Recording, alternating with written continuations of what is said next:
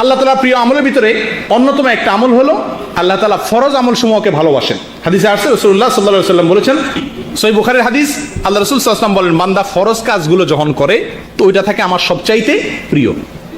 ফরজ কাজগুলো হলো আমার সবচাইতে প্রিয়। আমরা অনেকে অনেক নফল কাজ করি, ফরজে গাফলতি আছে, 5 ওয়াক্ত সালাতে গাফলতি আছে, কিন্তু অনেক ভালো কাজ করি, আসি না এরকম?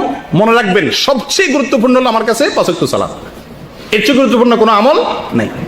এই জন্য ফরজ কাজগুলোর দিকে বিশেষ ইহতিমাম করা করি।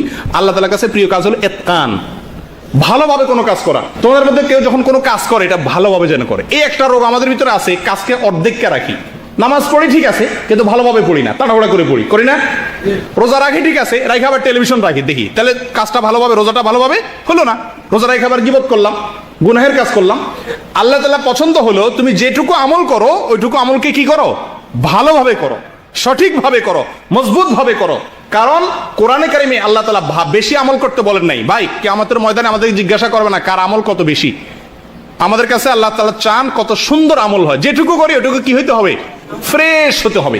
নামাজ পড়বো ধীরে ধীরে, রোজা রাখবো তো রোজা রেখে কোনো গুনাহের কাজ করবো না, মিথ্যা কথা বলবো না, ঝগড়াঝাটি করবো না, গীবত শিকায়ত করবো না, টেলিভিশন দেখবো না। আসতেছে রমজান মাস, নিয়ত করবেন তো ইনশাআল্লাহ, পাক্কা ইরাদা করবেন, যেটুকু করবো সেটুকু ভালোভাবে করবো। দেখেন, ইসলাম সব জিনিসকে ভালোভাবে করতে বলে। এমনকি জবাই করার ক্ষেত্রে রাসূলুল্লাহ সাল্লাল্লাহু আলাইহি ওয়াসাল্লাম বলছেন, ওয়া ইযা যাবাহতুম ফাআহসিনুজ যাবহাতা, জবাই করো সেটাকেও সুন্দরভাবে করো, যেন তেনভাবে করো না, যেটা তো পশু তো মারাই যাবে, ঠিক আছে, যেমনি সেমনি করি না, ধার দিয়ে নাও ছুরিকে, যাতে করে তার কষ্টটা কম হয়। তাহলে সব কাজে ইসলাম আমাদেরকে সুন্দর করে করতে বলে, ভালোভাবে করতে বলে। করবেন তো ইনশাআল্লাহ? যেটুকু করবেন ওইটুকু ফ্রেশ করে করবেন, আল্লাহ তাআলার কাছে এটা বেশি প্রিয় হবে। আল্লাহ তাআলার কাছে সর্বশেষ যে পয়েন্টটা বলে শেষ করবো সেটা হলো, যে চোখের পানি আল্লাহর ভয়ে মানুষের চোখ থেকে বেয়ে পড়ে, এটা আল্লাহর কাছে অনেক প্রিয়। ভাই, আমাদের অন্তরগুলো পাথর হয়ে গেছে, আল্লাহর ভয় আমাদের চোখে পানি এখন আর আসে না,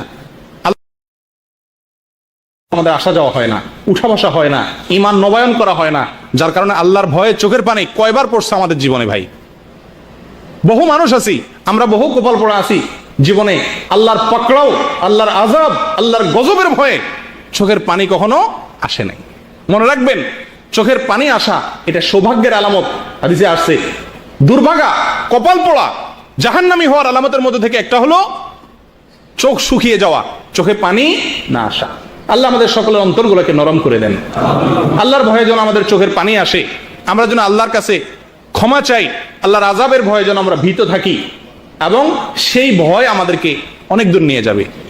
প্রিয় দিনী ভাইয়েরা, জীবনে বহু কাঁদা আমরা কেঁদেছি, বহু চোখের পানি আমরা সবাই ফেলেছি। আল্লাহর কসম, পরীক্ষা করে দেখেন, আল্লামা ইমাম আব্দুল্লাহ ইবনে মুবারক রাহমাতুল্লাহ আলাইহি বলেছিলেন, যেটার ফার্সিতে কবিতা আকারে একজন কবি বলেছিলেন, সালেহাতু সঙ্গে বুদি দিল খারাশ, আজ মুদে এক জামানা খাকে বাস।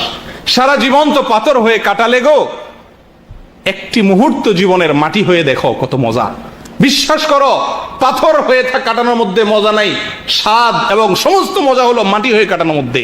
শক্ত হয়ে থাকার মধ্যে মজা নাই, নরম হও, চোখের পানি ফেলো, আল্লাহর কাছে মাপ চাও।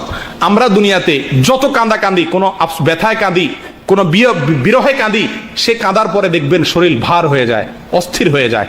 আল্লাহর কসম, পরীক্ষা করে দেখেন, আল্লাহর ভয় অন্তরে জাগ্রত করে যদি চোখের পানি ফেলতে পারেন, সেই কাঁদার পরে দেখবেন মন, মস্তিষ্ক, কল্ব, অন্তর, মাথা সব ফ্রেশ হয়ে গেছে। আল্লাহর প্রিয় কাজগুলোর ভিতরে একটা হলো তওবা করে আল্লাহর ভয়ে ভীত সন্ত্রস্ত হয়ে নিজের গুনার কারণে চোখের পানি ফেলা। আল্লাহ তাআলা আমাদের সকলকে আমাদের বেশি থেকে বেশি আল্লাহর দরবারে রোনাজারি করার তৌফিক দান করে। মনে রাখবেন, আমরা দুনিয়াতে যত কাজ করি, যত যাই করি না কেন, এই সব কিছু আমাদের কোনোটাই আমাদের স্থায়ী উপকার বয়ে আনবে না। আমরা যদি কিছু নেকামল করে যাই, এটাই আমাদের কবরে যাবে, এটাই আমাদের স্থায়ী উপকার বয়ে আনবে। মনে রাখবেন, সবচেয়ে বড় আপন আপনার নেকামল। এই নেকামল ছাড়া কেউ যাবে না, কিচ্ছু যাবে না। ভাই, যত দামি গেঞ্জি কিনেন, যত দামি শার্ট কিনেন, ওই সবচেয়ে কম দামা কাপড় পরে নেওয়া হবে। ডব সাবান যতই মাখান, সবচেয়ে কম দামা সাবান গায়ে দিয়ে আপনাকে নেওয়া হবে। যা কামাইতেছেন, যাদের জন্য কামাইতেছেন, মিথ্যা কথা বলতেছেন, অন্যায় করতেছেন, এগুলো সব মানুষ ভাগ বটরা করে নিয়ে যাবে। আল্লাহর কসম, আপনার আমল ছাড়া আর কিচ্ছু আপনার কবরে যাবে না, ঠিক না? আল্লাহ তাআলা আমাদের সকলকে আল্লাহর প্রিয় পাত্র হওয়ার তৌফিক দান করেন, আল্লাহর প্রিয় আমলগুলো বেছে বেছে খুঁটি খুঁটি করার তৌফিক দান করেন। ওয়া আখিরু দাওয়ানা আলহামদুলিল্লাহি রাব্বিল আলামিন। আসসালামু আলাইকুম ওয়া রাহমাতুল্লাহি ওয়া বারাকাতুহু।